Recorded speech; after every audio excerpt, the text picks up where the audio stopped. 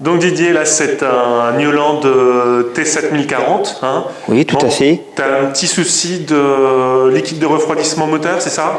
Exactement. Depuis quelques mois, on observait le niveau de liquide de refroidissement qui baissait. Et on a identifié la fuite, et la fuite était en fait une fuite en cabine. C'est-à-dire que sous le siège, vous avez un radiateur de chauffage. Ouais. Et c'est le radiateur qui est fissuré probablement. Et il y a une fuite au niveau du radiateur. D'accord. Donc le tracteur a un petit peu plus de 2 ans et je trouve pas ça normal qu'on ait des problèmes à ce niveau-là. D'accord. Il a un peu plus de 2 ans, il a combien d'heures là? Environ 1200 heures. D'accord. Et qu'est-ce que tu fais comme travaux avec? Essentiellement des travaux de traction, donc c'est-à-dire de la charrue, il est équipé avec une charrue cifère portée. Et puis après ça du déchômage, éventuellement du charroi de céréales, charroi de betterave. D'accord. Voilà. Donc, bon, mis à part ce petit souci là de liquide de refroidissement, qu'est-ce que tu as eu comme souci? J'ai avec 2 ans, je trouve que j'ai pas besoin d'en avoir. Hein. Ouais. À 1200 heures, j'estime qu'on ne doit pas avoir de problème. Non, autrement, je veux dire, quand il est en garantie, j'ai eu un problème de radar. Hein.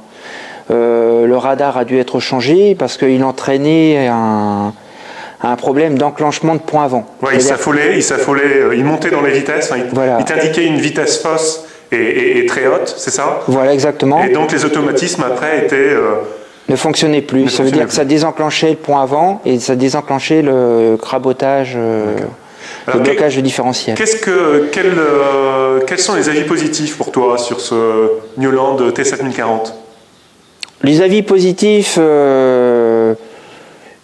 quand je le compare avec les produits tels que le TM155 que j'ai sur la ferme, c'est que c'est un produit qui fait 30 chevaux de plus, mais qui est plus nerveux.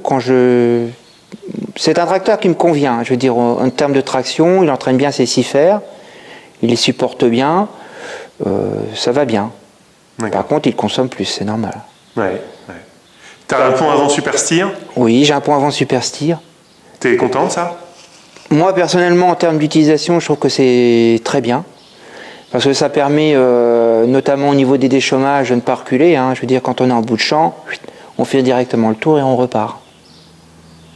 J'ai la même chose sur un TM155, qui est un tracteur un peu plus court. Et ça me permet, quand je suis au semis, en aire rotatif 4 mètres, de faire le tour directement, sans être obligé de reculer. D'accord.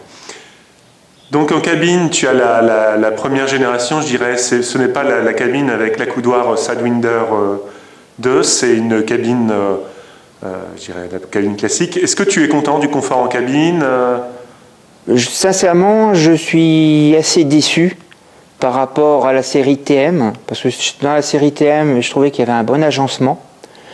Déjà, tous les distributeurs mécaniques étaient sur le côté, juste à portée de bras, ça c'était très bien. Aujourd'hui, c'est plus en arrière, donc je trouve que c'est un peu moins bien. Autre chose que je regrette, c'est quand même le siège passager. Ils nous ont fait un siège passager qui est beaucoup trop en avant. Et qui gêne quand on descend. Et qui gêne quand on veut monter dedans ou quand on veut descendre.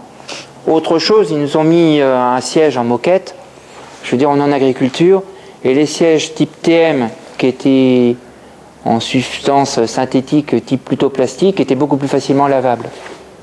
D'accord. Au niveau pneumatique, je vois qu'il est équipé en Firestone. Oui. Alors, en 650-65 R42. Oui. Tu es content de ces pneumatiques? Je n'en sais rien.